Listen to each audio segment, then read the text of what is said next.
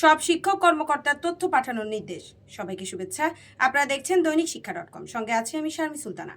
সরকারি মাধ্যমিক বিদ্যালয়ের প্রধান শিক্ষক, সহকারী প্রধান শিক্ষক ও সিনিয়র শিক্ষক সহ মাঠ পর্যায়ে সব শিক্ষা কর্মকর্তার পদ সংক্রান্ত তথ্য পাঠানোর নির্দেশনা দেওয়া হয়েছে।